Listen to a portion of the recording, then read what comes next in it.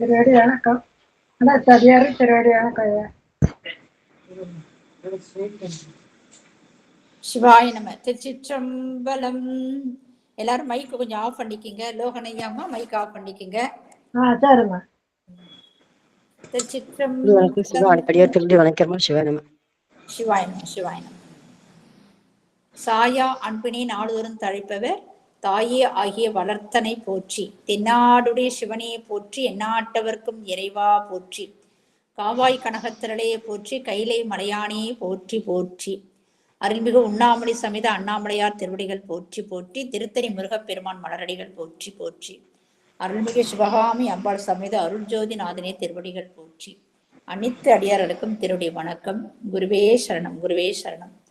தெளிவு குருவின் திருமேனி காண்டல், தெளிவு குருவின் திருநாமம் செப்பல், தெளிவு குருவின் திருவார்த்தை கேட்டல், தெளிவு குருரே சிந்தித்தல் தானே, தெளிவு குருரே சிந்தித்தல் தானே. திருச்சிற்றம்பலம். ஐயா வாருங்கள் ஐயா, நீங்களே நாலு துதி பாடி ஆரம்பிக்கலாங்க ஐயா. சிவாய நம. சிவாய நம. ஐந்து கரத்தனை ஆனை முகத்தனை இந்தின் இளம்பிறை போலும் எயிற்றனை நந்தி மகந்தனை ஞான கொழுந்தினை புந்தியில் வைத்து அடி போற்றுகின்றேனே. சைவத்தின் மேல் சமயம் வேறு இல்லை, அதில் சார் சிவமாம் தெய்வத்தின் மேல் தெய்வமில்லெனும் நான்மறை செம்பொருள் வாய்மை வைத்த சீர்திரு தேவாரமும் திருவாசகமும் உய்வை தரச் செய்த நால்வர் பொற்றாள் எம் உயிர் துணையே. பூழியர்கோன் வெப்பு ஒழித்த புகழியர்கோன் கடல் போற்றி, ஆழிமிசை கண்மிதப்பில் அணைந்த பிரான் அடி போற்றி, வாழி திருநாவலூர் வந்தொண்டர் பதம் போற்றி, ஊழிமலி திருவாத ஊரர் திருத்தாள் போற்றி. ஈராண்டில் சிவஞானம் பெற்றுயர்ந்த மெய்கண்டார் இணைத்தாள் போற்றி, நாராண்ட பல்லடியார்க்கு அருள் புரிந்த அருள்நந்தி நற்றாள் போற்றி, நீராண்ட கடந்தை நகர் மறைஞான சம்பந்தர் நிழல்தாள் போற்றி, சீராண்ட தில்லை நகர் உமாபதியார் செம்பதும திருத்தாள் போற்றி. கல்லால் நிழல் மலை வில்லார் அருளிய பொல்லார் இணைமலர் நல்லார் புனைவரை. சிவாய நம. ஓ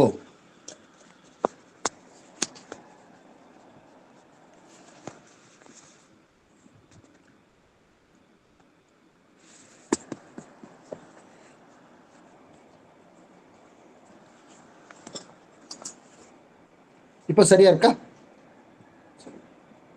சரி, நல்ல.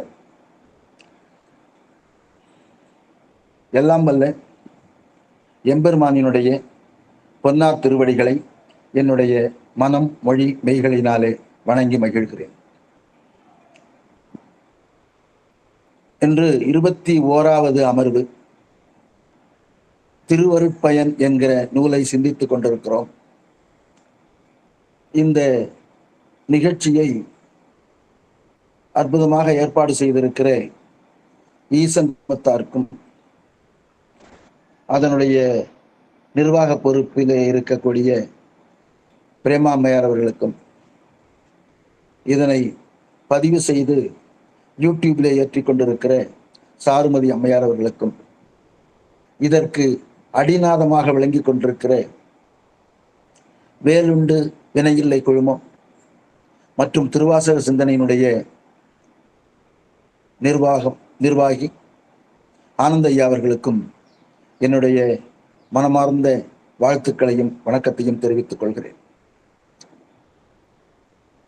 இந்த நிகழ்விலே என்னோடு இணையத்திலே பயணித்துக் கொண்டிருக்கிற அத்தனை அடியார் பெருமக்களுடைய திருவடிகளையும் என்னுடைய மனம் மொழி மெய்களினாலே வணங்கி மகிழ்கிறேன்.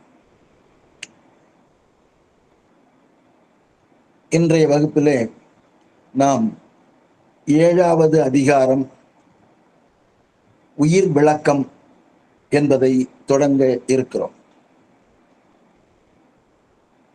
சென்ற அமர்வுகளிலே உமாபதி சிவாச்சாரியார் அவர் அருளிய திருவருட்பயன் என்கிற நூலில் முதல் 6 அதிகாரத்தை பார்த்திருக்கிறோம். நடுவிலே கந்த சஷ்டி விழா மிக சிறப்பாக நடந்தேறியதனாலே கடந்த 2 அமர்வுகள் நிகழ்த்த முடியாமல் நின்றுவிட்டது. அதனால் ஒவ்வொரு அதிகாரம் பற்றி ஒரு சுருக்கமான ஒரு வரியிலே சொல்லிவிட்டு இன்றைய அமர்வை தொடங்கலாம் என்று கருதுகிறேன். எல்லா சித்தாந்த ஆசிரியர்களைப் போலவும் சித்தாந்த நூல்களில் பதி, பசு, பாசம் என்கிற முப்பொருள் உண்மை விளக்கப்பட்டுள்ளது. அதிலும் முதலாவது அதிகாரத்தில் பதிமுது நிலை என்கிற அதிகாரத்தில் பதியினுடைய சிறப்பியல்புகள். இரண்டாவது அதிகாரம் பாசம் என்பதிலே இரண்டாவது அதிகாரம்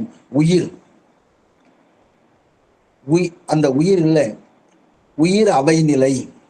ஏன்னா உயிர்கள் பல என்பதனாலே அவை கூட்டமாக இருக்கும் என்பதனால உயிரவை நிலை என்று அதனுடைய இயல்புகளை இரண்டாவது அதிகாரத்திலே சொன்னார். மூன்றாவது அதிகாரத்தில் பாசம் இருள் மல நிலை. அது ஆணவம், கண்மம், மாயை என்கிற 3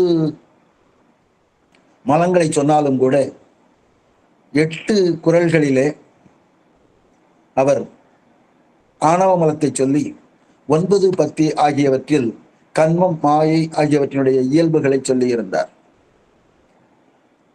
ஆக அந்த 3 பிறகு திருவருளினுடைய நிலை சொல்வதற்காக அருளது நிலை என்கிற அதிகாரத்தை சொன்னார். அந்த அருளே குரு வடிவமாக வந்து பக்குவமுள்ள ஆன்மாவுக்கு உபதேசம் செய்வார் என்றதனாலே அருள் உரு நிலை என்ற ஒன்றை சொன்னோம். பிறகு அவர் சொன்ன உபதேசத்தை உயிரானது சிந்திக்க ஆரம்பிக்கும். அதனாலே அறியும் நெறி என்கிற அதிகாரத்தை வைத்தார். அவ்வாறு அறியும் நெறி வைத்தவுடன் ஆன்ம தரிசனம் நிகழ்ந்தது.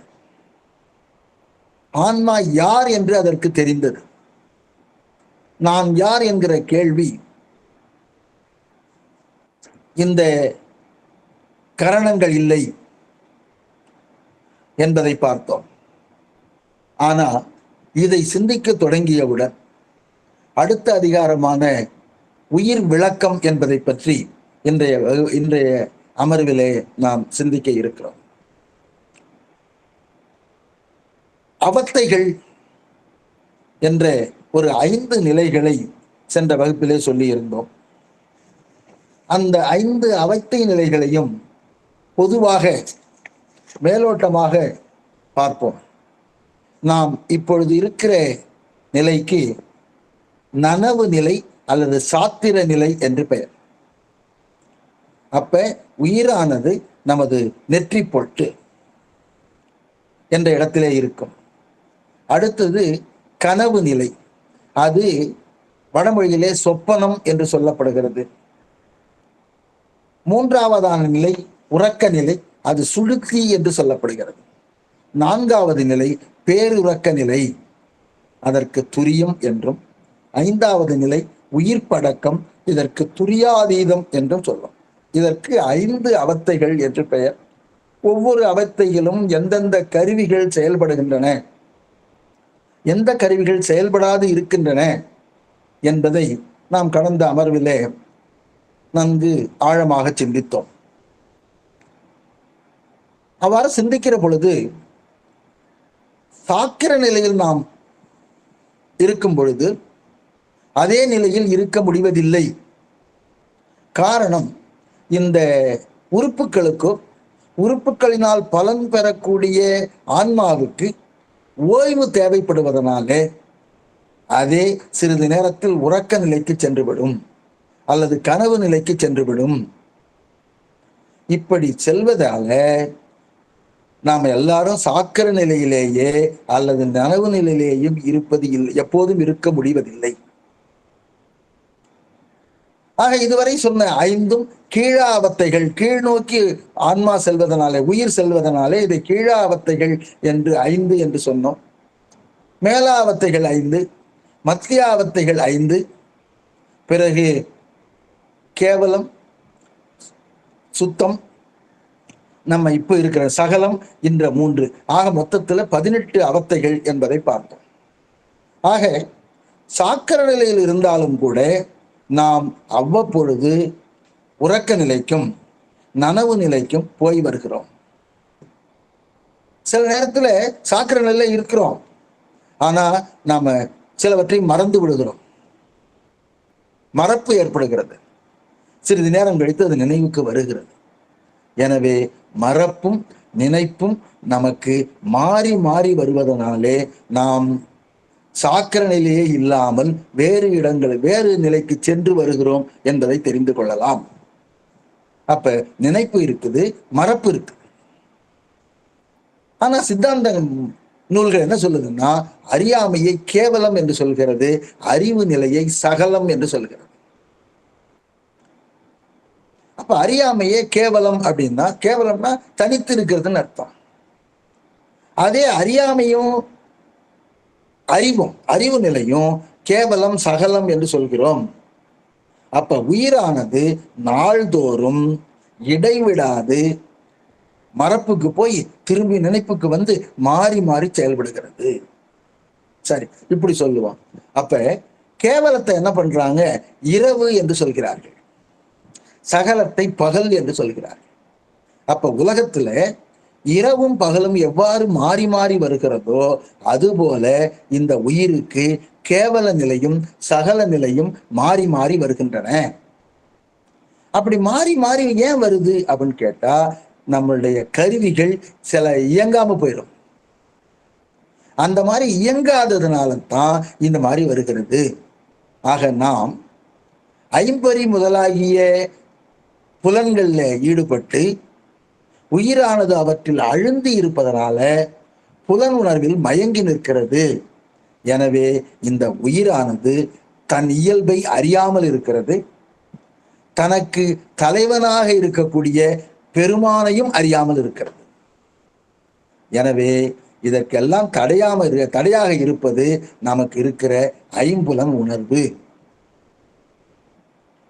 இந்த ஏன் அது மாதிரி சொல்றாங்க அப்படின்னு கேட்டா, இது ஐம்புலனானது நமக்கு சிறிதளவு அறிவு கொடுக்கிறது, ஆனா அது தன்னையே காட்டி நிற்கிறது. ஒரு பளிங்கு இருக்குன்னு வச்சுங்களேன், அந்த பளிங்கின் மீது ஒரு வண்ணத்தை தீட்டிடுறோம், இல்ல 2-3 வண்ணத்தை தீட்டிட்டோம்னா பளிங்கினுடைய உண்மையான வண்ணம் நமக்கு தெரியாது. அது மேல என்ன வண்ணம் தீட்டினோமோ அந்த வண்ணத்தை தான் தெரியும். அது மாதிரி ஐம்புலன் உணர்வானது நமக்கு தன்னை மட்டும் காட்டிக் கொண்டிருக்கிறதே தவிர உயிரினுடைய இயல்பையோ தனக்குரிய தலைவனுடைய இயல்பையோ காட்டாமல் இருக்கிறது. அதனால தான் நாம அந்த புலன் உணர்விற்கு ஈடுபடக்கூடாது, அதை விட்டு நாம் வெளியே நிற்க வேண்டும் என்று சொல்லிக் கொண்டிருக்கிறோம். இப்போ உயிருக்கு சார்புன்னு பார்த்தீங்கன்னா 2 சார்பு தான். ஒன்று ஐம்புலன் சார்பு, 2வது திருவருட்சார்பு. அது சத்து, இது அசத்து. இந்த ஐம்புலன் சார்பில் இருக்கும் பொழுது நாம் என்ன பண்றோம், நம்மளுடைய அறிவு குறைச்சி ஐம்புலன்களால் ஏற்படக்கூடியதுதான் உண்மை என்று நினைத்து கொண்டிருக்கிறோம். ஆனா திருவருட்சார்புல இருக்கும் பொழுது திருவருள் என்று ஒன்று இருக்கிறது, அதுதான் நமக்கு உய்விக்க வந்திருக்கிறது. அதனால தான் நாம உய்வு பெற முடியும், வீடு பெற்றினை அடைய முடியும் என்று நமக்கு தெரிகிறது. அதனால இந்த ஐம்புலன்களிலிருந்து நாம் நீங்கி இருக்க வேண்டும், ஐம்புலன் உணர்விலிருந்து நாம நீங்கி இருக்கணும். அப்ப நம்ம நினைக்கலாம், நீங்கி இருந்தோம்னா இந்த கருவிகள் செயல்படாத போனா உயிருக்கு அறியாமை அல்லவா ஏற்படும்,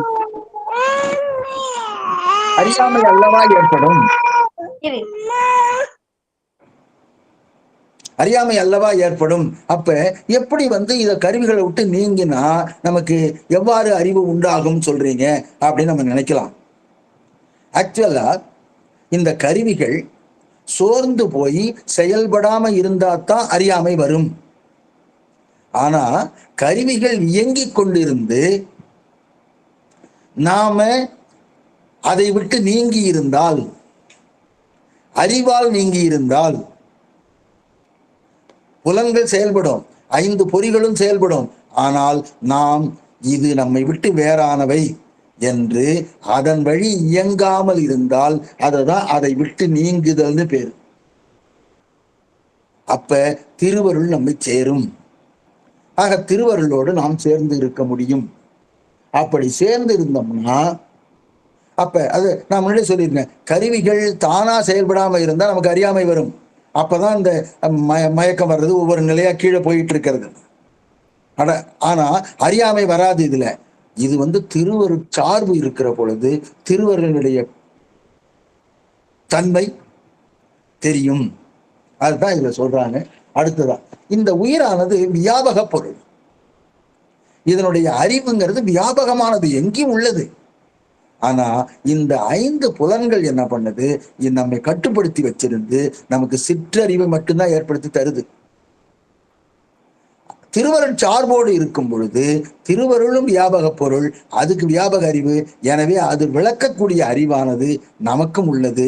எனவே நாம் திருவருள் சார்பு படுகிற பொழுது, சார்பில் ஈடுபடுகிற பொழுது நமது அறிவு வியாபக அறிவாக மாறுகிறது.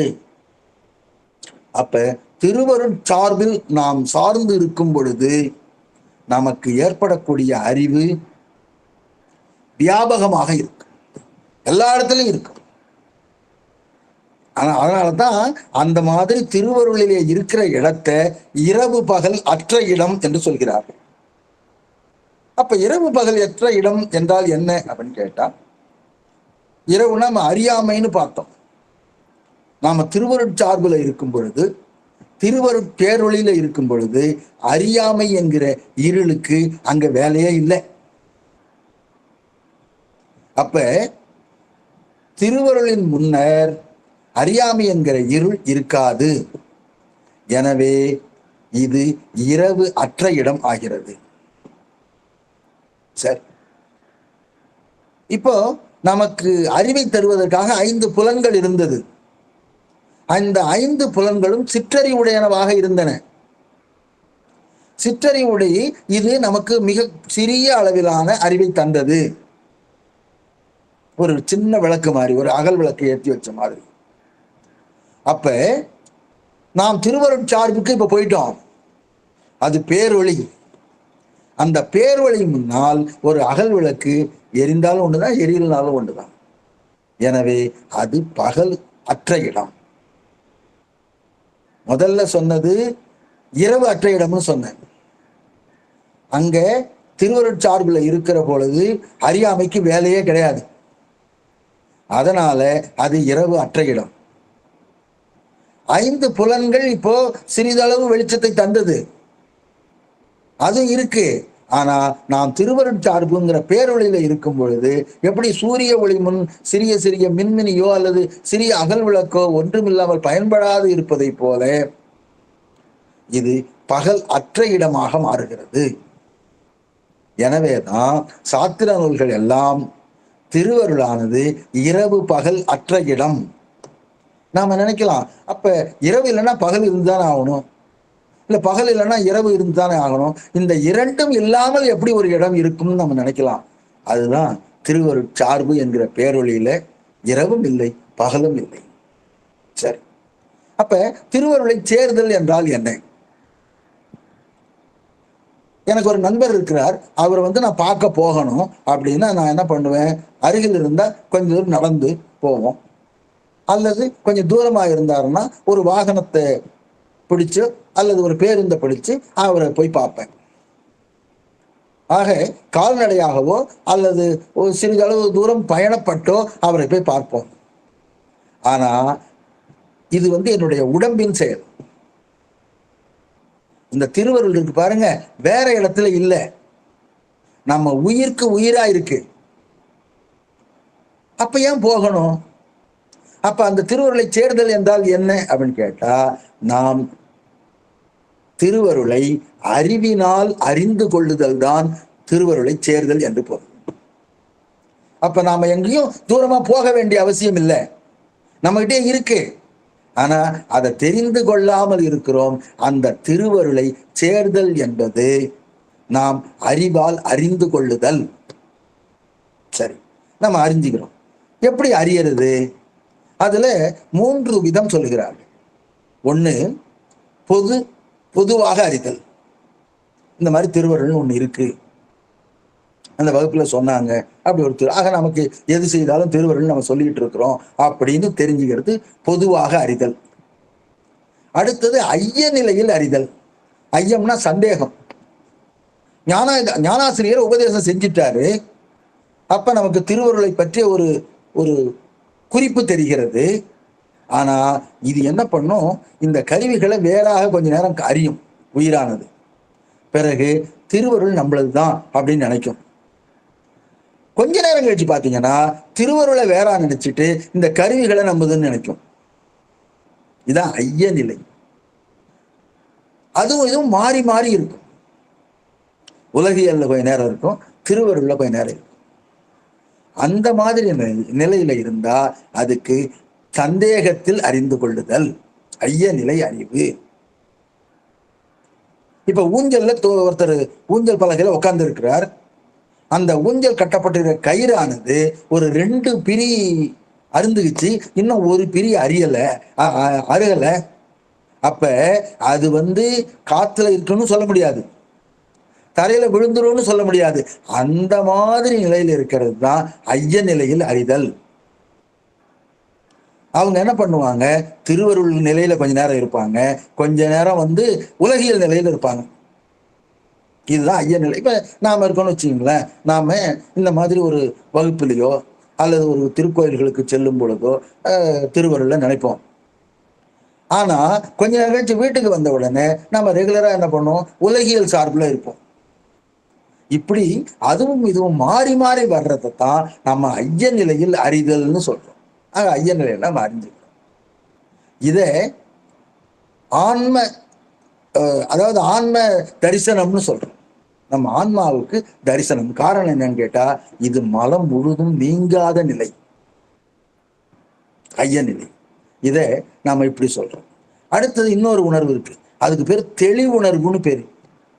நம்ம சிந்திச்சு தெளிஞ்சிட்டோம். என்ன தெளிஞ்சோம்?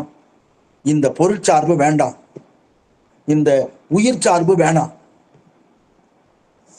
திருவருட்சார்பு மட்டும்தான், அதை பற்றினால் போதும் என்ற முடிவுக்கு வந்துட்டோம்னா அதுக்கு பேரு தெளிவான உணர்வு. அது தெளிவுணர்வு. இப்ப பாருங்களேன், 63 நாயன்மார்கள்ல எல்லா நாயன்மார்களும் அந்த மாதிரி தெளிவுணர்வுல இருந்தவங்க. அதுல ஒருத்தர் கொஞ்சம் ரொம்ப தீவிரமான பக்தியுடைய, அவர் ஒரு எடுத்துக்காட்டு சொல்லுவோம், தெளிவுணர்வுல இருக்கிறாருன்னு. அவர் என்ன பண்றாரு, அடியார்களுக்கு மாகேஸ்வர பூஜை செய்கிறார். அடியார்களை அழைத்து மதியம் ஒரு 12 மணி வாக்கில் அவர்களுக்கு பாத பூஜை செய்து அவர்களுக்கு உணவு அருந்து செய்வது அவருடைய பழக்கம். இது மாகேஸ்வர பூஜை எனப்படுகிறது. அவங்க துணைவியாரும் அதற்கு உடன்பட்டு உதவி செய்கிறார்கள். அடியார்களுக்கு பாத பூஜை செய்கிற பொழுது அவர் பாதை பூஜை செய்வார், துணைவியார் அதற்கு நீர் ஊற்றுவார். அந்த மாதிரி செஞ்சுக்கிட்டு இருந்தார். ஒவ்வொரு அடியாராக செய்து கொண்டு வருகிறார். ஒரு அடியார்கிட்ட வந்த உடனே இவர் பாத பூஜை செய்வதற்கு தயாராக இருக்கிறார். நீர் வார்க்கிற அம்மையாரிடம் சற்று தடுமாற்றம் ஏற்படுகிறது. அவங்க தண்ணி ஊத்துறதை நிறுத்திட்டாங்க. உடனே இவர் உட்கார்ந்தவர் நிமிர்ந்து பார்த்தார். அம்மையார் அடியாரை நிமிர்ந்து பார்க்கிறார். அடியாரை பார்த்த உடனே அந்த அடியார் ஒரு 3 திங்களுக்கு முன்னாடி அல்லது கொஞ்ச நாளைக்கு முன்னாடி அவங்க வீட்டுல செய்த பணியாள், ஏவலராக இருந்தவர். அவர் இப்பொழுது அடியாராக வந்திருக்கிறார்.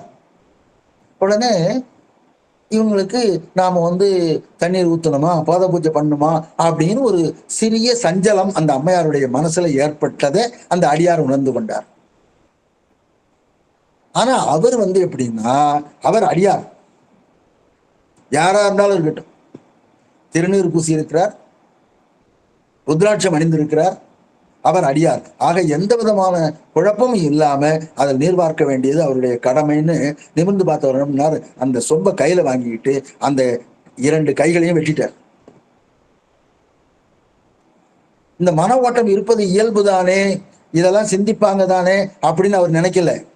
இதை செய்தது தன்னுடைய மனைவி தானேன்னு நினைக்கல. ஆனா 2 கைகளையும் வெட்டி விட்டு நேரா போய் அந்த பாத பூஜையை முடித்து அவர்களுக்கு அனைவருக்கும் மாகேஸ்வர பூஜையை செய்தார். அந்த நாயன்மார் கலிக்கம்ப நாயன்மார் திருப்பண்ணாடத்திலே இருந்தவர். அப்ப அவருடைய உரைப்பு பாருங்க. எல்லாருக்கும் மன ஓட்டம் உண்டு.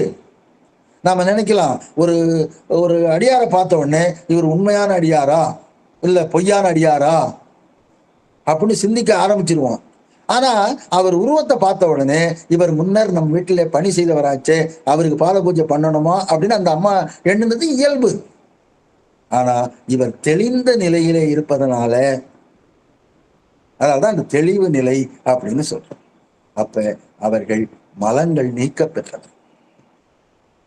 சண்டேஸ்வர நாயனாரும் அப்படித்தான். அவர் பூஜை செய்து கொண்டிருக்கிறார். அபிடேகத்திற்கான பால் வைக்கப்பட்டு இருக்கிறது. அவங்க தந்தையார் வந்தார், சில அறிவுரைகளை சொன்னார். அவர் நிஷ்டையில் இருந்ததுனால அவர் திரும்பி கூட பார்க்கல. உடனே அங்கே இருந்த பால் குடத்தை 8 கால்களால் உதைத்தார். உதைச்ச உடனே இவர் கையில் இருந்த கோலை எடுத்து அந்த காலை வெட்டினார். கால் மழுவாக மாறி அந்த காலை வெட்டிச்சு. உதைத்த கால் இல்லாமல் இன்னொரு காலையும் வெட்டிச்சு. 2 கால்களையும் வெட்டியவுடன் தந்தையார் சாய்ந்தார், விழுந்து விட்டார், விழுந்து இறந்தார். சிவபெருமான் தான் சார்பு என்று அவர் நினைத்தனால்தான், சிவபெருமானையே சார்பாக நினைத்தனால்தான் அவர் நாம் தான் உனக்கு தந்தை இனிமேல் அப்படின்னு சொல்லி, அந்த வரலாறு நமக்கு தெரியும். தொண்டர்க்கு நாயகமும் அப்படின்னு சொல்லி இன்னும் சண்டேஸ்வர நாயனார் அந்த பஞ்சமூர்த்திகளில் ஒருவராக வந்து கொண்டிருக்கிறார் என்பதை நாம் அறிவோம். எனவே இந்த மாதிரி தெளிந்த நிலையில இருக்க வேண்டும். இப்போ அந்த ஊசக்கயிறுல உட்கார்ந்துருந்தாங்க பாருங்க, இது அருந்து கீழே விழுந்த நிலை. இப்ப தரையில எழுந்தாங்க. ஊசல்ல இருக்கும் போதும் அவங்க தரையில ஆதாரமாக கொண்டுதான் இருந்தார்கள். ஆனா அப்ப அறியாமல் இருந்தது மலம் இருந்த காரணத்தினால இப்ப தரையில விழுந்த உடனே மலம் நீங்கியது. எனவே தெளிவு பெற்றார். அதனால தான் இந்த மாதிரி நிலையில ஞானோபதேசம் பெற்ற உடனே இவர் இங்க என்ன பண்றாங்க, தெளிந்த நிலைக்கு வந்து விடுகிறார்கள். இதற்கு உயிர் விளக்கம் என்று பெயரிட்டார். எனவே இது திருவருட்பேற்றினை குறிக்கிறது. திருவருளால் நமக்கு கிடைக்கக்கூடிய பேரினை குறிப்பதனால தான் இது உயிர் விளக்கம் அடைகிறது. போன இதுல ஆன்ம தரிசனம் பார்த்தோம். இப்ப ஆன்ம சுத்தி ஆகிறது. மலம் முழுவதுமாக நகர்ந்து விடுகிறது. அதனாலதான் இந்த அதிகாரத்திற்கு உயிர் விளக்கம் என்று பெயரிட்டார் அப்படின்னு சொன்னோம். எனவே இந்த அதிகாரத்திற்கு சற்று முன்னுரை நீண்டதாக அமைந்து விட்டது. இப்போ 1வது குறள் போறோம். 61வது குறள். தூநிழல் ஆறுதற்கு ஆறும் சொல்லார், தொகும் இதுபோல் தான் அதுவாய் நிற்கும் தரம். மீண்டும் படிக்கிறேன்.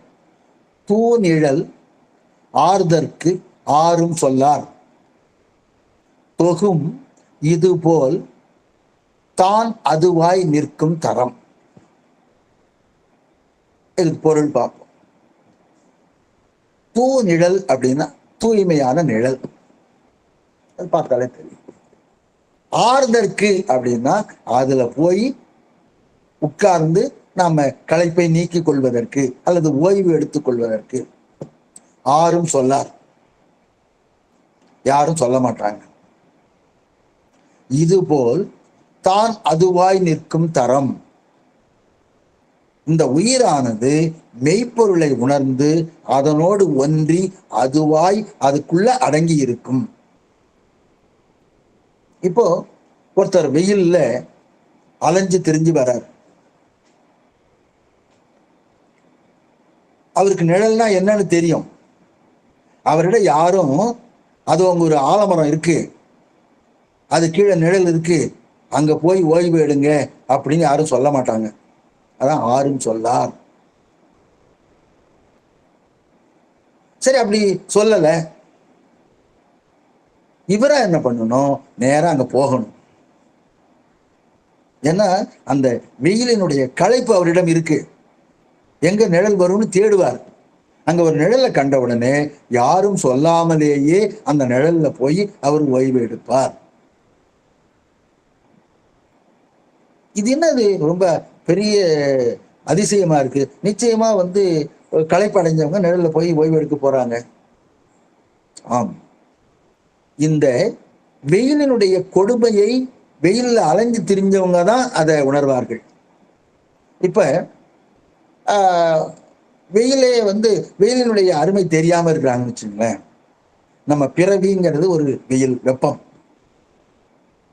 இந்த வெப்பத்தை எந்த உயிர் உணர்கிறதோ அந்த உயிர் தான் நிழலை தேடும்.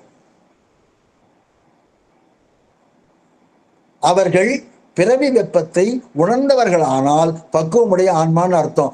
ஞானதேசிகர் வந்துட்டார், சொன்னார் திருவருளை பத்தி. பிறகு அந்த நிழலுக்கு போன அவர் சொல்லல, இந்த ஆன்மாவானது தானே தேடிக்கொண்டு செல்ல வேண்டும். இதான் இதுல சொல்றார். எவ்வாறு வெப்பம் தாங்க முடியாமல் ஒருவர் நிழலுக்கு சென்று யாரும் சொல்லாமலேயே அதில் தங்கி இளைப்பாறுகிறாரோ, அதை போல இந்த பிறவி வெப்பத்தை உணர்ந்து கொண்ட ஆன்மாக்கள் யாரும் சொல்லாமலேயே திருவருட் சார்பிலே இருந்து அதுவாய் மாறும்.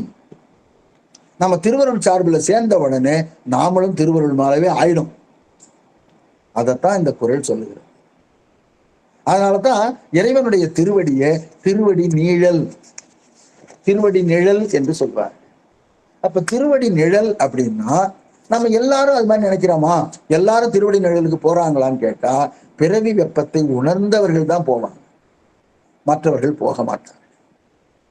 அது என்ன பிறவி வெப்பத்தை, ஏன் எல்லாரும் தான் பிறந்திருக்காங்க, எல்லாரும் தான் அந்த வெப்பத்தை உணர்வார்கள்னா, இவங்க என்ன பண்ணுவாங்க, இதோ பிறந்திருக்கிறோம், நமக்கு உணவு கிடைக்கிறது, உடுத்த உடை இருக்கிறது, வீடு இருக்கிறது, அப்புறம் என்ன வேணும், நமக்கு இதுதான் மிகச்சிறந்த வாழ்வு என்று இவர்கள் இதை சுகமாக கருதுவார்கள்.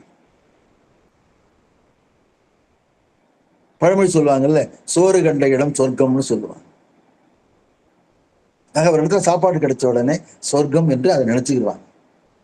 ஆனா இன்னைக்கு சொல்ல வேண்டிய செய்தி என்னன்னு கேட்டா, சோறு கண்ட இடம் அப்படின்னா அன்னம்,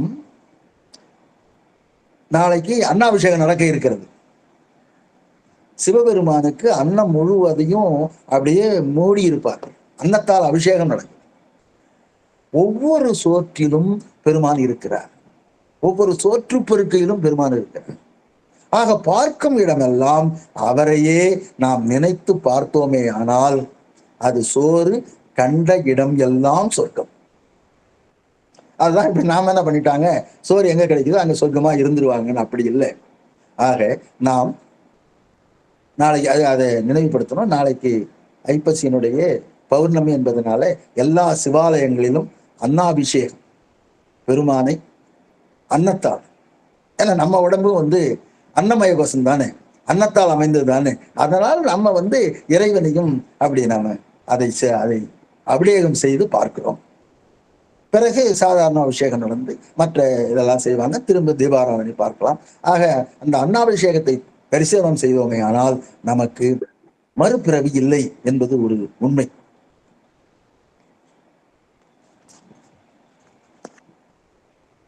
எனவே ஆக இந்த வாழ்க்கையானது இதுதான் நிலையானது, இதற்கு மேலான வாழ்க்கை ஒன்று இல்லை என்பதை நாம் அறிந்து கொண்டிருக்கிறோம். அப்படி நினைச்சதுனால இவங்க பிறவி வெப்பத்தை அறிந்து கொள்ளாதவர்கள். பிறவி வெப்பத்தை அறிந்து கொண்டவர்கள் மட்டும்தான் அங்க போவாங்க. சரி, இப்ப பாருங்களேன், இப்ப வெயில்ல போறாரு ஒருத்தர், அவர் ஒருத்தரை பார்க்க போறாரு. இப்போ நாம அந்த மரத்தின் கீழே நிழல்ல போய் நின்னோம்னா, நாம யாருடைய சிபாரிசு கடிதம் வாங்கணும்னு நினைக்கிறோமோ அவர் எங்கேயாவது போயிட்டா என்ன பண்றது அப்படிங்கிறதுக்காக இவர் என்ன பண்ணுவாரு, இந்த வெயிலையும் பொருட்படுத்தாமல் விறுவிறுன்னு செல்லுவார். அவர் பார்க்க வேண்டிய இடத்தை, பார்க்க வேண்டிய நபரை பார்க்க வேண்டும் என்பதற்காக போவார். அப்ப அவர் அந்த வெப்பத்தை உணராதவர். அவருக்கு செய்ய வேண்டிய காரியம்தான் முக்கியம். அதே மாதிரி முன்னாடிலாம் பார்த்தீங்கன்னா 82 பார்த்தீங்கன்னா தியேட்டர் வாசல்ல வெயில்ல நின்று டிக்கெட் வாங்கினவங்கள நாங்கள் பார்த்துருக்கோம் கியூவில். அப்ப அவருக்கு வந்து அந்த படம் பார்க்கணுங்கிற ஆர்வத்தின் காரணமா அந்த வெயில் அவருக்கு தெரியல. அதே மாதிரி நாம உலக இன்பங்கள்ல ஈடுபட்டு இருப்பதனால இது பிறவிங்கிறது வெப்பம் என்பதை உணராமல் இருப்பதனால நாம வந்து திருவருள்ங்கிற நிழலை சாராமல் இருக்கிறோம். இதுக்கு இவர் வந்து உரையாசிரியர் ஒரு எடுத்துக்காட்டு சொல்றார். ஒரு சுவரொட்டி இருக்கிறது. சுவரொட்டினா அந்த சுவர்ல ஒரு போஸ்டர் ஒட்டி இருக்காங்க. அந்த போஸ்டர் நிலையானது அல்ல. அது நாளைக்கு யாராவது கிழிச்சிடலாம், அல்லது அதுக்கு மேல வந்து ஒரு சுவரொட்டியை ஒட்டி இருப்பாங்க. இப்படி ஏதாவது நிகழ்ந்திருக்கும். ஆனால் அங்கே நிலையானது என்னன்னு கேட்டா இந்த சுவரொட்டி ஒட்டுவதற்கு ஆதாரமாக இருக்கிற சுவர். அதே மாதிரிதான் நமக்கு ஏற்படக்கூடிய உலக இன்பங்கள்லாம் நிலையானது இல்லை. நமக்கு நிலையான வாழ்வு என்பது திருவருளோடு ஒன்றாக இருப்பதுதான் நிலையான வாழ்வு. எனவே இந்த பிறவி வெப்பம் தாங்காதவர்கள் திருவருள் நிழலை தேடி அங்கே செல்வார்கள். ஆனா இங்க இருக்கிறவங்களுக்கு இயற்கையே செயற்கை போல தோன்றுகிறது. உண்மையில நம்ம திருவருள் சார்பு தான் இயற்கை. இப்ப வாழ்கிற வாழ்க்கை தான் வந்து செயற்கை.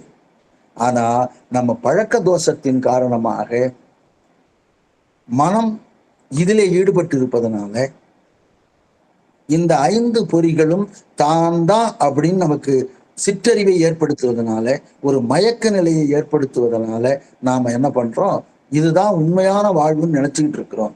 ஆனால் உண்மையான வாழ்வு இது பெரிதாக வந்து இருக்கிறது. அதுக்கு நம்ம எப்பவும் சொல்ற உதாரணம் தான், கண் இருக்கிறது, சூரிய ஒளி இருக்கிறது. படலம் படிந்திருந்தால் சூரிய ஒளி தெளிவாக தெரிவதில்லை. இவர் போய் அந்த கண்ணை பரிசோதனை செய்து படலம் நீக்கியவுடன் சூரிய ஒளி எவ்வாறு தெரிகிறதோ அதே போல இந்த உலக இன்பங்களை நீக்கினால், உலக இன்பங்கள் எல்லாம் எப்பொழுது இவர் குறை என்று நினைக்கிறாரோ அன்று நமக்கு திருவருளுடைய சார்பு தெரியும். ஆக தெளிந்த உணர்வோடு இருக்கும் பொழுது நாம் திருவருளை சார்ந்து இருக்கிற பொழுது திருவருளாகவே நாம் மாறிவிடுவோம். இப்போ சூரிய ஒளி இருக்கு. சூரியன் வருவதற்கு முன்னே சூரிய ஒளி வந்து விடுகிறது. சூரியனும் சூரிய ஒளியும் பின்றி இருப்பதனால சூரிய ஒளியை பார்த்தாலே நமக்கு போதும், சூரியனை பார்க்க முடிவதில்லை. அதே போல சிவபெருமானினுடைய அருட்சக்தியைத்தான் நம்ம திருவருள்னு சொல்றோம். அந்த திருவருள் ஒளியிலே நாம் கண்ணை மிகவும் நன்றாக பார்த்து கொள்ளலாம். எனவே திருவருள் சார்பு என்பதுதான் நமக்கு நிழல் என்று இதுல சொல்லியிருக்கார். ஆக திருவருளோடு சேர்ந்து இருக்கும் பொழுது அந்த நிழலிலே நாம் மிக அற்புதமாக இன்பமாக இளைப்பாறலாம் அப்படிங்கிறது தான் இந்த பாடல்ல சொல்லப்பட்டிருக்கிறது. ஆக தூணிழல் ஆறுதற்கு ஆறும் சொல்லார். ஆறுதற்குன்னா அங்க போய் அடையிறதுக்கு யாரும் சொல்ல மாட்டாங்க. அது மாதிரி தான் அதுவாய் நிற்கும். தொகும் அப்படின்னு சொன்னா சேர்ந்திருத்தல் அப்படின்னு சொல்ற பொருள். அந்த தொகும் அப்படிங்கிற வார்த்தைக்கு அதோடு சேர்வது என்று பொருள். எனவே அடுத்த பாடல் பொருள். அடுத்த குறள் 62வது குறள். 62வது குறளும் உவமையை தான் சொல்லுது. பொருளை நாமளா விளங்கி கொள்ள வேண்டும். இப்போ அந்த குறள் கசப்பும் இனிப்பும் அப்படின்னு தலைப்பு போட்டிருக்காங்க. தித்திக்கும் பால் தானும் கைக்கும் திருந்திடம் நான் பித்தத்தின் தான் தவிர்ந்த பின். தித்திக்கும் பால் தானும் கைக்கும் திருந்திடும் நான் பித்தத்தின் தான் தவிர்ந்த பின். இப்ப பாருங்களேன், இது பொருள் பாருங்க. இதை மேல படிச்சாலே நமக்கு தெரியும். பால் தான் தித்திக்கும் பால் தானும்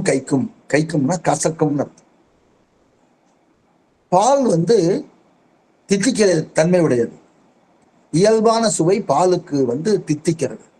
ஆனா அதுவும் கைக்கும். கைக்கும்னா கசக்கும்னு அர்த்தம். யாருக்கு கசக்கும்? பித்தத்தில், நாவிலே பித்தம் உடையவர்களுக்கு தித்திக்கக்கூடிய பாலும் கூட கசக்கும். அப்புறம் என்ன ஆகும்? திருந்திடும். திரும்ப அந்த பால் கசப்பறது மாறிடும். எப்ப? பித்தம் தான் தவிர்ந்த பின். பித்தம் நீங்கிய பிறகு அந்த பாலானது மீண்டும் அவருக்கு தித்திக்க ஆரம்பிக்கும். அப்ப இந்த குறள் பாருங்களேன், பால் தித்திக்கிற சுவை உடையது. அத ஒரு காய்ச்சல் வந்தவளுக்கு கொடுத்தாங்கன்னு வச்சுக்கோங்களேன், அவர் குடிச்ச உடனே அவருக்கு முகமே ஒரு மாதிரி ஆயிடும். என்னன்னு கேட்டா கசக்குதும்பார், பால் கசக்குதும்பார். அப்ப பால் கசக்குதுன்னு சொன்னால் பாலினுடைய குற்றம் அல்ல. பாலினுடைய இயற்கையான குணம் தித்திப்பது. ஆனா இவருடைய உடம்புல இருக்கிற பித்தமானது அந்த பாலை கசக்கிற மாதிரி காண்பிக்கிறது. பால் எல்லா குழந்தைகளுக்கும் ஏற்றது. தாய்ப்பாலுக்கு அடுத்தது பசும்பால்னு சொல்றோம். இப்ப நிறைய பால்ல கலப்படம் அப்படியெல்லாம் போச்சு. ஆனா பால் தித்திக்கிறது. சரி, எப்படி தித்திக்குதுன்னு சொல்றாங்க அப்படின்னு கேட்டா, நமக்கு நம்ம சூழ்ந்துள்ளவர்கள் அத்தனை பேரும் பாலை குடிச்சிருக்கிறாங்க, அவங்களுக்கு தித்திக்குது. ஆனா நோய் உள்ளவருக்கு, பித்தம் இருக்கிற காய்ச்சல் உள்ளவருக்கு அந்த பாலே கசக்கிறது. அதே மாதிரி மற்ற உணவுமே கசக்கிறது. நம்ம உடம்புல 3 நாடிகள்னு சொல்றாங்க: வாதம், பித்தம், சிலேட்டுமம். பித்தம்ங்கிறது வெப்பம், வாதம்ங்கிறது வாயு, சிலேட்டுமம்ங்கிறது நீர். இந்த 3 தான் சமநிலையில இருந்தா அவருக்கு எந்த நோயும் இல்லைன்னு அர்த்தம். முன்னாடிலாம் பாத்தீங்கன்னா மருத்துவர்கள், பழைய மருத்துவர்கள்லாம் நாடி பிடிச்சு பார்ப்பாங்க. இதுல எது அதிகமா இருக்கு அப்படின்னு பார்த்துட்டு அதை குறைப்பதற்கு மருத்துவம் செய்வார்கள். பித்தம்ங்கிறது வெப்பம். அப்ப வெப்பம் அதிகமாச்சுதுன்னா நாவுல பித்தம் அதிகமாயிருச்சுன்னு அர்த்தம். அப்ப பித்தம் அதிகமானா நாவில சுவை தெரியாது, எந்த சுவையும் தெரியாது. அப்ப கசப்பு சுவை மட்டும் தெரியும். அவர் என்ன பண்ணார்? பால் கசக்குதும்பார். ஒரு புலவர் இருந்தார். ஏன்னா இதை பத்தி நடுவில் ஒரு சம்பவத்தை சொல்லுவோம். அந்த புலவர் ரொம்ப நோய்வாய்ப்பட்டு இறக்கும் தருவாயில, ஒரு மாசம் அப்படியே இறக்க போறாருங்கிற நிலையில படுத்த படுக்கையா இருக்கிறார். அப்படி படுத்த படுக்கையா இருக்கும்போது அவருக்கு பாலை தவிர எந்த உணவும் கொள்ளவில்லை. ஒரு துணியில தினந்தோறும் நினைச்சு அந்த பாலை விடுவாங்க. அப்படி பாலை விட்ட உடனே அவர் 2-3 நாள் கொஞ்சம் நல்லா இருந்திருக்கு, சரின்னு சாப்பிட்டார். ஒரு 5 நாள் கழிச்சதுமே திரும்பவும் அதே மாதிரி விட்டாங்க. அவரு அதை ஏற்கல, துப்புறார். ஏன் துப்புறார் அப்படின்னு அவங்க மருமகள் கேட்குறாங்க. பால் கசக்குதா அப்படின்னு கேட்டாங்க. அவர் புலவர் இல்லைங்களா, அப்படி தட்டு தடிமாறி அவர் சொன்னாரு, பாலும் கசக்கல, துணியும் கசக்கலைன்னார். அதாவது பால் கசக்கலை எனக்கு, ஆனா அதை நினைச்சு கொடுக்குறீங்க இல்லையா, அந்த துணியும் கசக்கலைன்னு ஒரு சிலேடையாக சொன்னார்னு ஒரு சம்பவத்தை சொல்லுவார்கள். அந்த மாதிரி இந்த பாலானது தித்திக்கக்கூடிய, அனைவருக்கும் தித்திக்கக்கூடிய பால் இவருக்கு கசக்கும். சரி, இப்ப இந்த பாட்டுல இருந்து என்ன சொல்ல வராங்க? இது ஓமை மட்டும்தான் சொல்லியிருக்காரு. பித்தமுடைய நாவுக்கு பால் கசக்கும், இது போயிருச்சுன்னா, பித்தம் போயிருச்சுன்னு சொன்னா தானாகவே அந்த பால் இனிக்க தொடங்கிவிடும். இதான் சொல்ல வர்றார்.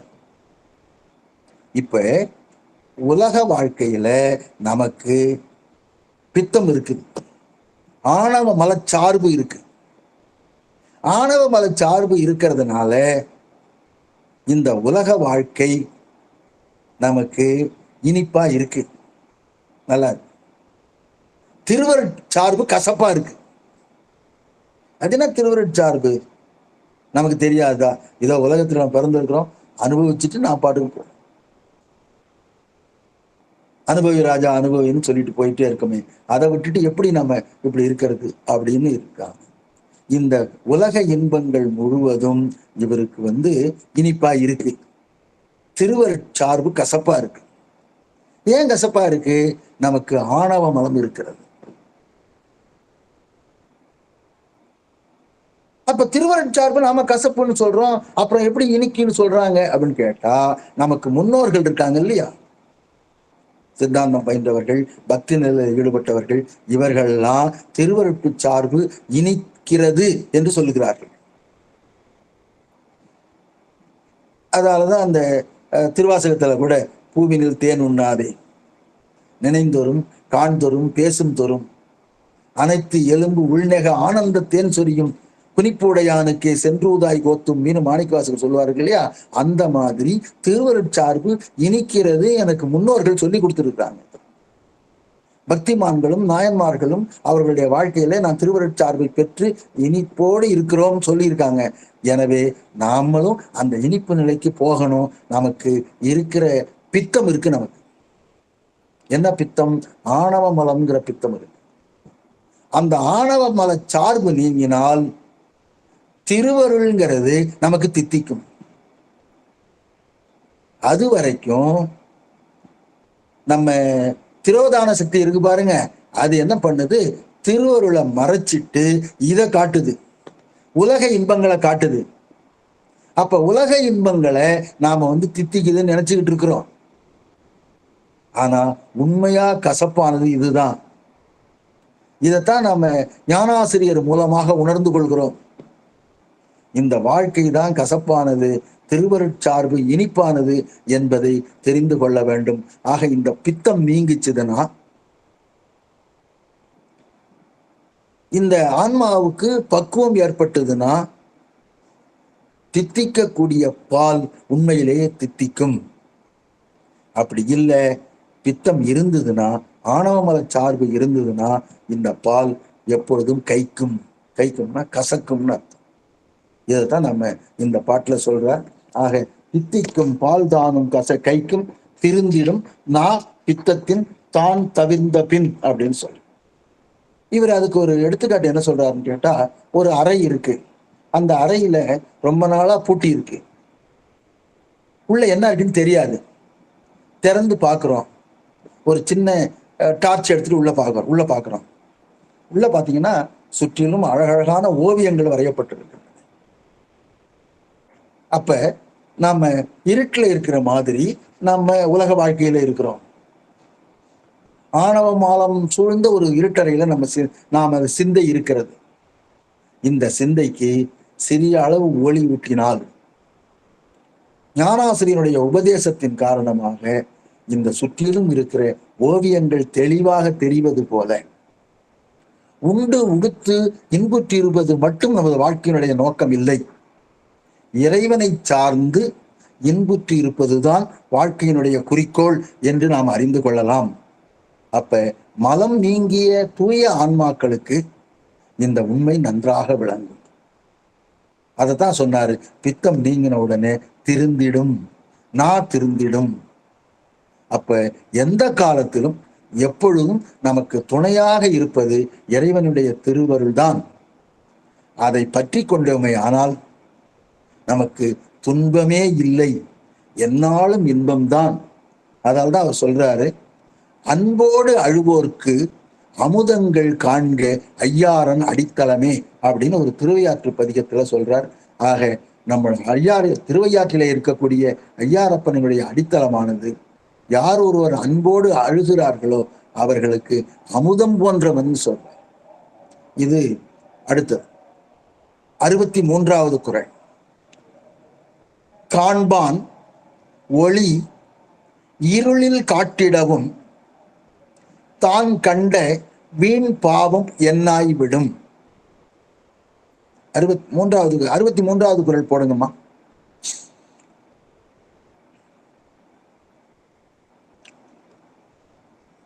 காண்பான் ஒளி இருளில் காட்டிடவும் தான் கண்ட வீண் பாவம் என்னாய்விடும்.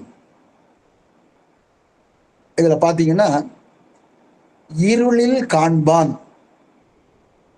ஒருவன் இருட்டுல இருக்கிறான், அவனை பொருளை காணும்படி செய்தது எதுன்னு கேட்டா ஒளி காட்டிடவும். அந்த குறள் இப்படி ஞாபகம் வச்சுக்கணும், மாத்தி வச்சுக்கணும். இருளில் காண்பான் ஒளி காட்டிடவும். அப்போ ஒளியானது காட்டுச்சுதுன்னா இருட்டுல இருக்கிற ஒரு ஆளு பொருளை பார்ப்பான். அதுதான் இருளில் காண்பான் ஒளி காட்டிடவும் மாத்தி வச்சுக்கணும். தான் கண்ட வீண் பாவம் என்னால் விடும். வீண் பாவம்னா பொய்யான கருத்து. தான் கண்ட அப்படின்னா நான் பார்த்தேன்னு சொல்றாங்கல்ல, அந்த பொய்யானது என்னாய் விடும், அவனுக்கு என்ன பயனை செய்து விடும். அப்ப இருட்டுல இருக்கிறோம், ஒளி காட்டுது, அதனாலதான் எனக்கு அந்த இருட்டுல இருக்க பொருள் தெரியுது. ஆனா நான் என்ன நினைக்கிறேன், ஒளி என்ன காட்டுறது, நான் தான் பார்த்தேன் அப்படின்னு சிலர் சொல்லுகிறார்கள். அப்ப அதனால என்ன ஆகிவிடும், என்ன பலன் கிடைத்து விடும்? இந்த குறள்லையும் உவமையை தான் சொல்லி இருக்கிறார். அப்ப இருட்டுல இருக்கிறோம், நாம ஒளியானது காட்டுகிறது, நாம் பார்க்கிறோம். கட்டு நிலையில திருவருளை மறந்து எல்லாத்தையும் நாம அறிவர் தான் நினைச்சுக்கிட்டு இருக்கோம். இது ஆணவ மலத்தால நிகழ்றது. இந்த நிலையில எல்லாத்தையும் நான் அறிஞ்சிருக்கிறேன் அப்படின்னு நம்ம நினைச்சுக்கிட்டு இருட்டுல இருக்கிறோம். ஆணவ நிலை நீங்கினாலும் கூட உயிர் திருவருளை உணராமல் இருக்கும். ஆணவமெல்லாம் நீங்கிடுச்சு. அப்ப உயிர் திருவருள்னு ஒண்ணு இருக்கா அப்படின்னு பாத்தீங்கன்னா, திருவருள் தான் அந்த ஆணவமலத்தை நீக்கினதும் இல்லாம அந்த ஒளியை காட்டியது. ஆனா இவர் என்ன நினைச்சு, இந்த உயிர் என்ன நினைச்சுக்குது, நான் தான் திருவருளை பார்த்தேன், திருவருளா எனக்கு ஒண்ணும் செய்யல, திருவருளால் எந்த விதமான பயனும் இல்லை, அதனால நான் தான் அந்த திருவருளை பார்த்தேன் அப்படின்னு தன்முனைப்போடு சில நேரம் நிகழும். அதுதான் வீண் பாவம்னு சொல்றார். வீண் பாவம்னா இது பொய்யான கருத்து. இது ஆணவமலம் நீங்கினதையும் நாம திருவருட்சார்பு இல்லாம இருக்கிறதுக்கு இடையில இருக்கிற ஒரு நிலை. இது கொஞ்சம் நல்லா உணர்ந்துக்கணும். ஆணவமலம் நீங்கிருச்சு, ஆனா திருவருள் சாராம இந்த உயிர் என்ன பண்ணும், தன்முனைப்போட நான் தான் இதை பார்த்தேன். அப்படி நான் பார்க்கிறப்ப நான் தான் என்னுடைய தன்முனைப்பு உண்டு, நான் பார்த்ததுனால தான் எனக்கு திருவருள் தெரியுது அப்படின்னு நினைக்கும். ஆனால் உண்மை அப்படி இல்லை. திருவருள் தான் தன்னை காட்டியது. அப்பதான் இந்த உயிர் அதை உணர்ந்தது. அப்படி உணர்ந்ததனால தான் இவர் திருவருட்சார்போடு ஒன்றானார். அப்படி இல்லைன்னா இவர் திருவருளோடு ஒன்றாக போக முடியாது. அதனாலதான் காண்பான் ஒளி காட்டிடவும். காண்பார் யார், தன்னுதலாம் காட்டாக்காலேம்பார் அப்பர் சுவாமிகள். அப்பர் சுவாமிகள் சொல்ற மாதிரி அவரா காட்டுனாத்தான் இவங்க பார்க்க முடியும். ஆனா இந்த ஆன்மாவானது நான் பார்த்துட்டேன் அப்படின்னு, அதால்தான் தான் கண்ட வீண்பாவம் சொன்னார். அந்த மாதிரி தான் கண்டதா நினைச்சாங்கன்னா இந்த ஆன்மாவுக்கு இன்னும் தன்னுடைய அந்த தற்போதம்ங்கிறது போகலைன்னு அர்த்தம். அப்படி தற்போதம் போகலைன்னா என்ன ஆகிவிடும், அவனுக்கு என்ன பயனை செய்யும், அதனால ஏதாவது ஒண்ணு கிடைக்குமா? அதனால தான் குருவருளை பெறுவதற்கு, திருவருட்சார்பை பெறுவதற்கு குருவருள் திருவருள் இரண்டும் இருந்துதான் நாம் அதனை பெற முடியும் அப்படிங்கிறது தான் இதுல சொல்லி இருக்கிறார். எனவே இந்த பாடல்ல, இந்த குறள்ல என்ன சொல்றாங்கன்னா, ஒரு திருவருளினாலே தான் திருவருளை உணர முடியும். திருவருள் காட்டுகிறது, நாம் காண்கிறோம். ஆன்மாவானது நானே கண்டேன், நானே திருவருட்சார்பிலே ஈடுபட்டிருக்கிறேன் என்று சொல்வது பொய்யான கருத்து. எனவே திருவருளை மறந்து போறதுதான் உயிருக்கு மாசு. அந்த மாசை நீங்கினால் நாம் திருவருளோடு ஒன்றாகி விடுவோம். அது அதுவாய் மாறும். எனவே அந்த மாசு இருக்கு, நான் தான் பார்த்தேன் என்ற மாசு இருக்கும் வரை அது எதையும் பயனில்லாமல் போய் சென்று செய்துவிடும் என்று சொல்லிதான் இந்த குறளானது என்ன சொல்கிறது, நானே முதற் பொருள்னு சில பேர் சொல்லுவாங்க. அந்த மாதிரி சொல்லாமல் நான் பிரம்மாஸ்தின்னு சொல்லுவாங்க சில பேர். நானே பிரம்மம், நானே பிரம்மங்கிற நிலை இல்லை. நான் தான் பிரம்மம் ஆகிவிட்டேன் அல்லது பிரம்மத்தை பார்த்து விட்டேன் அப்படின்னு அந்த பெருமான் தான் நம்மை காட்ட, அவர் தம்மை காட்ட வேண்டும், நாம் காண வேண்டும். அப்படி திருவருள் குருவருள் ஆகியவை கூடி நின்றால்தான் அங்க ஒளியாக இருப்பது குருவருள். அந்த ஒளி தான் காட்டுச்சு திருவருளை பார்க்கிறோம். அந்த திருவருளோடு கூடி இந்த இரண்டு அருளும் சேரும் பொழுதுதான் திருவருளை உணர்ந்து இந்த உயிரானது ஒன்றாக ஆக முடியுமே தவிர திருவருள் அன்றி ஒன்றும் செய்ய முடியாது என்பதைத்தான் இந்த குறள் சொல்லுகிறது. காண்பான் ஒளி இருளில் காட்டிடவும் தான் கண்ட வீண் பாவம் என்னாய்விடும். அப்ப வீண் பாவம்ங்கிறது பொய்யான கருத்து தான். நானே பார்த்தேன்னு யாராவது சொன்னால் அதிலே ஐயம் இருக்கிறது, அது தவறு. இறைவன் காட்டுகிறார், நாம் காண்கிறோம், நாம் இன்ப நிலையை அனுபவிக்கிறோம் என்று சொல்லி, ஆக இன்றைய அமர்விலே நம்ம 3 செய்திகளை 3 குறள்களை பார்த்திருக்கிறோம். முதலாவது குறள், யாரும் சொல்லாமல் பிறவி வெப்பத்தினாலே மிகவும் கஷ்டப்படுகிற ஆன்மாவானது யாரும் சொல்லாமலேயே திருவருளினுடைய நிழலிலே சென்று அங்கே சேர்வார்கள் என்று சொல்லி இருக்கிறோம். இரண்டாவதா நம்ம பாலானது பித்தமுடைய நாக்கிற்கு கசப்பு சுவையை உண்டாக்கும். அந்த பித்தம் நீங்கினால் தானே தித்திப்பு தோன்றுவது போல திருவருட் சார்பானது நமக்கு இருக்கக்கூடிய ஆணவ மலம் நீங்கினால் திருவருளை உணர்ந்து அதனோடு சேர்வோம் என்று சொல்லி இருக்கிறோம். மூன்றாவதாக இப்ப சொன்னது, இறைவன் காட்டினால்தான் காண முடியும். ஆக குருவருள் என்கிற ஒளியானது காட்ட திருவருளை நாம் பார்க்கிறோம். சிலர் தானாகவே பார்க்கிறோம் என்று நினைக்கிறார்கள். அந்த மாதிரி இல்லாமல் திருவருள் தான் என்பதை இந்த 3 குறட்பாக்களிலும் சொல்லி இருக்கிறார். எனவே இந்த சிந்தனை மேலும் அடுத்த அமர்வில் இன்னும், அதாவது திருவருள் பயன்கிறதுல திருவருளை முன்னாடி பார்த்தோம். முதல் 5 அதிகாரத்துல திருவருளால் ஏற்படக்கூடிய பயனை வெவ்வேறு உவமைகள் மூலம், ஏன்னா நேரடியா இப்படி இருக்கும் அப்படின்னு நம்ம திருவருள் பயனை சொல்ல முடியாது. அதனால உவமைகள் மூலம் சொல்லுகிறார்கள். எனவே அந்த பித்தத்திலிருந்து நீங்கி திருவருள் என்கிற பாலினுடைய தித்திப்பை நாம் உணர்வதற்கு நம்மால் இயன்ற காரியங்களை செய்வோமாக என்று கூறி, இந்த வாய்ப்புக்கு பிரம்மாமையார் அவர்களுக்கு நன்றியர்களை கூறி, என்னோடு இதுவரை பொறுமை காத்து கேட்டுக்கொண்டிருந்த அத்தனை அடியார் பெருமக்களுடைய திருவடிகளையும் வணங்கி விடைபெறுகிறேன். நன்றி, வணக்கம். சிவாயனம்.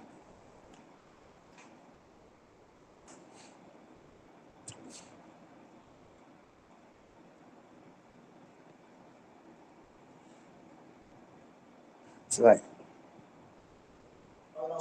பிரேமாமா இருக்கீங்களா? சிவாயனம் ஐயா. ஆமா இருக்கிறேன். நீ கொஞ்சம் பேசி முடிவு பண்ணும்போது அதுக்குள்ள முக்கியமான ஒரு வேலை வந்திருக்கு. சரிங்கம்மா, நன்றிங்கம்மா. இன்னைக்கு அருமையா இருந்ததுங்க ஐயா. 3 குறளும் ரொம்ப சிறப்பா சொன்னீங்க ஐயா. ஃபர்ஸ்ட் குறள் என்னன்னா,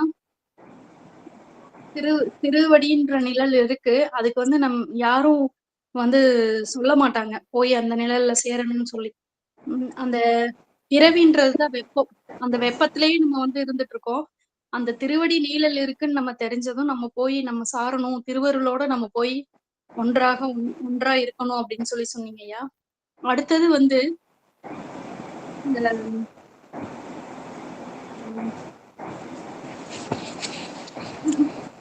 அடுத்தது அதை எடுத்து கொடுங்க சொல்லிடுறேன். 2வது குறள் அது என்னங்க? பித்தம் நம்ம நாக்குல இருக்கு. அந்த பித்தம் உடையவருக்கு அந்த பால் கசப்பா தான் இருக்கும். அந்த பித்தம் எப்ப போகுதோ அப்ப அந்த பாலோட இனிப்பு தன்மை தெரியும். அந்த பித்தம்ன்றது என்னன்னா, நம்ம உலகியல் அந்த திருவருள் இனிப்பா இருக்கு, அதை நாடாம அந்த உலகத்துல இருக்கிற சிற்றின்பம் தான் நமக்கு இன்பம், அதுதான் சுவைன்னு நினைச்சிட்டு நம்ம இருக்கோம். அது கிடையாது. திருவருள் தான் இன்பம். அந்த பாலை நமக்கு சுவைக்கணும். அது எப்போ நீ சுவைக்கும், இனிப்பா பால் வந்து எப்பவுமே தித்திப்பாதான் இருக்கும். நம்ம நாக்குலதான் பித்தம் இருக்கு. அந்த பித்தம் நீங்கும் போதுதான், அந்த உலகியல்ல இருந்து நம்ம நீங்கும் போதுதான் அந்த திருவருள் வந்து நமக்கு தித்திப்பா கிடைக்கும் அப்படின்னு சொன்னீங்க. கடைசி குறளும் அப்படிதாங்க ஐயா. அந்த திருவருள் வந்து இப்போ நான் வந்து திருவருள் அடைஞ்சிட்டேன் அப்படின்னா அது என்னாலதான் முடிஞ்சதுன்னு நம்ம நினைக்க கூடாது. திருவருள் இருக்கிறனாலதான் நம்ம போய் அதை அடைய முடியுது. அந்த திருவருள் வந்து நம்ம வந்து இன்னைக்கு கேட்கணும், இன்னைக்கு வரணும், இத வந்து நம்ம பயன் பெறணும், சுவாமிய வந்து உணரணும், திருவருளை வந்து நம்ம உணரணும், அந்த பிறவிய வந்து நம்ம வந்து போக்கணும் அப்படிங்கறது வந்து சுவாமி அப்பவே முடிவு பண்ணி வச்சிருக்காரு. அந்த திருவருளை நமக்கு தரணும்னு சொல்லி. அந்த திருவருளை தான் திருவருள் தான் நமக்கு தர்றாங்க. அதனால அந்த திருவருளை வந்து நம்ம உணரணும், திருவருளாலதான் நம்ம வந்து திருவருளை அடைஞ்சோங்கிறத உணரணும் அப்படின்னு சொல்லி இன்னைக்கு 3 குறளும் ரொம்ப சிறப்பா இருந்தது. ரொம்ப திருவடி வாழ்த்து பாடல் பாடிட்டீங்களாங்க ஐயா? பாடிருங்க. ஆறிரு தடந்தோள் வாழ்க, அருமுகம் வாழ்க, வெப்பை கூறுசை தனிவேல் வாழ்க, குக்குடம் வாழ்க, செவ்வேள் ஏரிய மெஞ்ஞை வாழ்க, யானைதன் அணங்கு வாழ்க, மாறிலா வள்ளி வாழ்க, வாழ்க சீர் அடியார் எல்லாம். வான்மிகில் வழாது பெய்க, மலிவளம் சுரக்க, மன்னன் கோன்முறை அரசு செய்க, குறைவிலாது உயிர்கள் வாழ்க, நான்மறை அறங்கள் ஓங்க, நற்றவும் வேள்வி மல்க, மேன்மைகள் சைவநீதி விளங்குக உலகமெல்லாம், மேன்மைகள் சைவநீதி விளங்குக உலகமெல்லாம், மேன்மைகள் சைவநீதி விளங்குக உலகமெல்லாம். சிவா திருச்சிற்றம்பலம். சிவாய நம. அம்மா சந்தேகம் இருக்கிறவங்க கேட்கலாங்கம்மா ஐயா கிட்ட. ஐயா வணக்கம், நான் கோமல் சேகர் பேசுறேன். வணக்கம். சிவாய நமங்க ஐயா. ஐயா ரொம்ப நன்றிங்க ஐயா. நீங்க கேட்டுட்டு இருந்தது இப்பதான் பாக்குறேன். நன்றிங்க ஐயா ரொம்ப. சிவா எல்லாரும் பேசும்போது கேட்கணும். யாராவது வந்து வாய்ப்பு இருந்தா கேட்பேன். ஏன்னா அவங்க மூலம் வந்து நம்ம அதுவரை அறியாத சொல்லு கிடைக்கும், கருத்து கிடைக்கும். சரிங்க. வந்து வேறு மாதிரியா இருக்கும். இப்படிதான் வந்து இந்த அதான் கேட்டல் உடையார் பெரியார்னு சொல்றாங்க இல்லையா? நாம மட்டும் வந்து கூடாது, பிறர் வந்து சொல்லும் போதும் அதை வந்து கேட்கணும் அப்படிங்கிற ஒரு கருத்துல தான் இருங்க. நீங்க வந்து நல்லா பேராசிரியரா இருக்கீங்க, மிகவும் சிறப்பாக இந்த முன்னோட்டமே நன்றாக ஒரு உயிரை பத்தி கொடுத்தீர்கள். அது முதல்ல தொடக்கத்தான் சொல்லும்போது நனவு நிலையில உயிர் நெற்றி போட்டில் இருக்கும் என்று சொல்லி சொன்னீங்க. தான் அதாவது என்ன அதுன்னா, முதல்ல அடிப்படையில நம்ம வந்து உயிர் வந்து வியாபகமானது. எப்படி இறைவன் வியாபகமானதோ உயிர் இதுக்கெல்லாம் எல்லையே கிடையாது. ஆனால் வந்து உபச்சார வழக்காக அந்த திருவருள் அடங்கி நிற்கும். இந்த உயிரோட வியாபகமும் ஆணவத்தோட வியாபகம் என்று சொல்லி அப்படி வந்து சொல்வார்கள். அதுதான் உண்மை நிலை, எப்பொழுதும் எங்கேயுமே இருக்கிறது. இப்பொழுது இந்த உணர்வு இருக்கும்போது உடல் அளவுல மட்டும் உணர்வு தெரியுது. அது விளங்கி நிற்ற வந்து இந்த நெற்றி பொட்டுல, அதாவது நெற்றிக்கு நடுவே புருவத்தின் இடைவெளி உற்று பார்க்க உணர்வு மந்திரம் பற்றுக்கு பற்றாக பரமம் இருந்திடம் சிற்றம்பலம் என்று நான் தேர்ந்து கொண்டேன் என்று அந்த திருமுலகத்துடைய அருமையான பாட்டு. இந்த உயிரோணுக்கு நெற்றிக்கு நடுவில் தான் இருக்கு. அங்கே வந்து பரசிவம் இருக்கிறார். அந்த பரசிவம் இருக்கிற அந்த பரசிவத்தோடு வந்து அந்த பரசிவத்தோடு ஒன்றி இந்த உயிர் வந்து விளங்குகிறது. ஆனால் நனவு நிலையில விளக்கமாக தோற்றுகிறதே ஒழிய இங்கேயுமே வியாபகமாக இருக்கு. நம்ம வந்து உபச்சாரத்துல நம்ம வந்து சொல்லுவோம், இங்கதான் தெரியும்னு. அது உடல் முழுவதுமே இந்த உணர்வு இருக்கு. எப்படி இந்த பசுவுல எங்கேயுமே இந்த பாடல இருந்தாலும் அந்த மடியில தெரியறது மாதிரி நனவு நிலையில இங்க வந்து இருக்கிற போல இங்கிருந்து தான் எல்லா நினைவும் நமக்கு தொடங்குவது போல அப்படி ஒரு அமைப்பு இருக்கு. அதுதான் நனவு நிலையில. ஆனா உயிர் வந்து இந்த இடத்துல இருக்குன்னு சொன்னா வேற இடங்கள்ல வந்து இல்லைங்கிற மாதிரி பொருளாயிடும். அதனால நம்ம சொல்லும்போது கொஞ்சம் அவர் நீங்க ஐயா சொல்லும்போது நெற்றி பொட்டில் தான் உயிர் உணர்வு விளங்கும் என்று சொல்லி அப்படி சொன்னீங்க. அந்த இடத்துல உயிர் வந்து எங்கே இருந்தாலும் அந்த உயிர் விளக்கமாக இருக்கும் என்பது அது ஒரு இது. நம்ம அடிப்படையாக இந்த உயிரை பற்றி நம்ம பேசும்போது உயிருடைய தன்மையை வந்து நாம் வந்து தெரிந்து கொள்ள வேண்டும். நான் அதெல்லாம் பல வகுப்புகள்ல சொல்லியிருப்பாங்க. எனக்கு தெரிஞ்சது நான் வந்து சித்தாந்தம்லாம் முறையாக கற்கவில்லை. இதை போல பெரியோர்கள்லாம் பேசும்போது கேட்டு வந்து ஒரு கருத்து உருவாக்கம் சிந்தித்து ஒரு கருத்து உருவாக்கத்தை வந்து வைத்திருக்கிறது. எப்படி வந்து இறைவன் வந்து ஒரு பேரருள் பிழம்பாக, ஒரு பேரொழி பிழம்பாக, சிந்து பொருளாக, பேரறிவுடைய பொருளாக இருக்கிறாரோ அது போலவே உயிர் வந்து ஒரு அறிவுடைய பொருள். இறைவனை ஒப்பிடும்போது இது வந்து சிற்றறிவு. தானாக இந்த சிற்றறிவு வந்து செயல்படாது. உணர்த்தை தான் உணரும், அறிவித்தான் அறியும், அறிந்ததையும் வந்து விட்டு விட்டு அறியும். இதெல்லாம் உயிரோடைய இயல்புகள். இப்பொழுது வந்து இறைவன் வந்து தானே என் உடம்பு வந்து அடியேற்கு அருள் செய்தார்னா எங்க இருந்தோ வந்து இங்க வந்து புகுந்து வர்றதில்லை. இப்பொழுதும் நம்மோடதான் இறைவன் இருக்காரு. எப்ப உயிர் இருக்குதோ என்றனியே அன்றனான் என்பது போல இப்பொழுதும் எப்பொழுதுமே உயிர் இறைவனும் எந்த காலகட்டத்திலையும் பிரிப்பதில்லை. எப்படி வந்து ஒரே இறைவன் ஆனா பல்வார்களுடைய படலங்களாக வந்து பாலியன்ல வந்து பாத்தீங்கன்னா எடுக்க வரும் பாருங்க. அதே போல பல கோடி உயிர்கள் வந்து இறைவனோடு ஒன்றி படைந்திருக்கு. ஆணவங்கிறது வேற எங்க இருந்தும் வரல. ஆணவமும் எப்படியும் வந்து அது வியாபகமாக உள்ளது. ஒரு இடத்துல வந்து நீங்கி இருக்குன்னா அப்ப உயிரினையும் பற்றி இருக்கு. இறைவனையும் வந்து இறைவனை பற்ற முடியாது. ஏன்னா இறைவன் வந்து மிகவும் அதிசூட்சமானவரு உயிரை ஒப்ப. அதனால வந்து ஆணவத்தால் பற்ற இயலவில்லை. ஆணவமும் இங்கேதான் இருக்கு. அது வந்து இங்கிருந்து வரதில்லை போறதில்லை. உயிர்க்குள்ள இயல்பு வந்து அறிவு இச்சை சக்தி என்று 3 வந்து உயிரோட இயல்பு.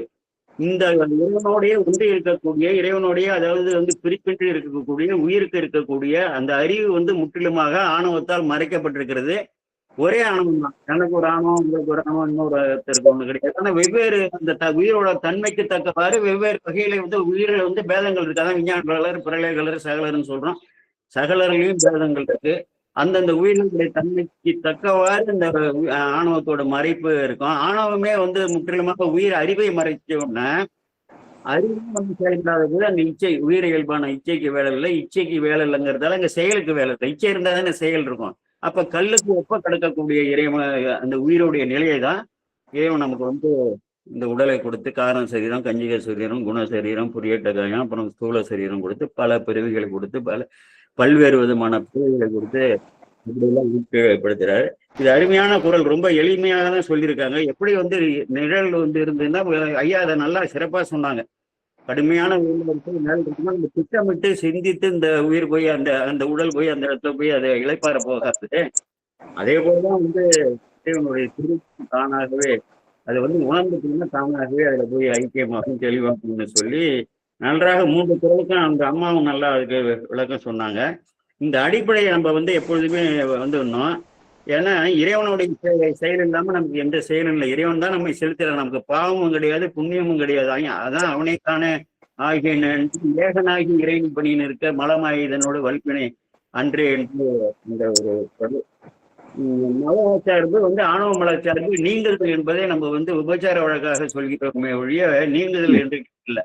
அது வந்து சற்று போதல் தான். அது நமக்கு வந்து இந்த இதெல்லாம் நினைக்கிறேன் உண்மை விளக்கத்தில் எல்லாம் சொல்லப்பட்டிருக்கோம். அதாவது சக்தி அற்று போறதுதான். அதுவே வந்து ஆணவம் வந்து இடையூறு இல்லாமல் தடுக்காமல் இருப்பதே வந்து உதவிதான் என்று கூட இந்த குரல்ல அப்படிலாம் வந்து நம்ம தத்துவத்துல இருக்கோம். மிக மிக சிறப்பாக இருந்தது. இது வந்து நான் வந்து படிக்கல, நான் தத்துவம். ஆனா வந்து இதெல்லாம் வந்து கேட்டும் நானாக படித்தும் ஆனா சிந்திக்கிற ஒரு எப்பொழுதுமே எப்படி என்று ஒரு உதாரணத்துக்கு சொல்றேன்னா, ஒரு மளிகை கடையில வேலை செய்வான். அந்த முதலாளியே வந்து ஒரு 8ஆம் வகுப்பு படிச்சிருப்பாரு. 1600 பொருள் இருக்கும். அந்த 1600 பொருளும் வந்து விலை வந்து மாறிக்கிட்டே இருக்கும். ஆனா அவர் வந்து கரெக்டா அந்த விலையை போடுவாரு. சந்தேகம்னா கையில வாங்கின அந்த பர்ச்சேசிங் பில்லுன்னு சொல்லுவாங்கல்ல, அதை வந்து வச்சிருப்பாரு, புரட்டி பார்ப்பாரு. அதே போல வந்து இந்த இவன் இருக்கான் பாருங்கள, மடிச்சு வைக்கிறவன் இருக்கான் பாருங்க, மடிச்சு வந்து கிட்டத்தட்ட 50 பொருளை வச்சிருவான். இந்த பொருள் 1 கிலோ 1/2 கிலோ சொல்லும் பொழுது அந்த பொட்டலத்தை வந்து கை வச்சே சொல்லுவான். இப்பெல்லாம் டிரான்ஸ்பரண்ட்ல வருது. பழைய காலத்துல வந்து இந்த தாளால வந்து மறைச்சிருப்பாங்க. இது வெங்காயம், இது வந்து துவரம்பருப்பு இதுன்ட்டு. அதே போல வந்து அனுபவ ரீதியாக இந்த செய்திகள் எல்லாம் கற்று உயிர்னா என்ன சொல்லியிருக்கு அதை அப்படியே பாக்குறது, அப்படியே சிந்தித்து பாக்குறது. ஆணவம்னா என்ன? பல பேர் என்னன்னாங்க இந்த புலன்கள் வந்து செய்யுது, ஆணவம் தான். ஒரு சித்தாந்த ஆசிரியரா இருந்தவர் கூட ஆணவம் தாங்க இப்ப எல்லாம் செயல்படுத்துது என்னாரு. என்னையா ஆணவம் செயல்படுத்துங்கிறீங்க, அது சடப்பொருள், அதுக்கு ஏது அறிவு இல்ல நீங்க என்ன சொல்றீங்க என்ன? சரி, மாயை தான் இப்படி நம்மளை போட்டு ஈர்த்து எல்லாம் பண்ணுதுன்னு. ஏன் மாயை தான் சடப்பொருள் ஆக்கியா? 5 புலன்களும் வந்து சடப்பொருள், 5 பொறிகளும் சடப்பொருள், இவையெல்லாம் வந்து ஆட்டுதுங்கிறிய. இவற்றையெல்லாம் இயக்கி இந்த உயிரை வந்து பக்குவப்படுத்துவதற்காக, ஆணவத்தை சக்தியற செய்வதற்காக இறைவன் தான் திரோதான சக்தியாக, மறை சக்தியாக அவற்றின் உள்ளே வந்து ஒன்றாகி உடனாகி வேறாகி இருந்து அதெல்லாம் செயல்படுத்தி இறைவனாகக்கூடிய நாடகம் தான் அது அப்படின்னு நாங்கள் பேசி கொண்டு வரும்பொழுது ஒரு முறை எல்லாம் பேசிட்டு வந்தோம்.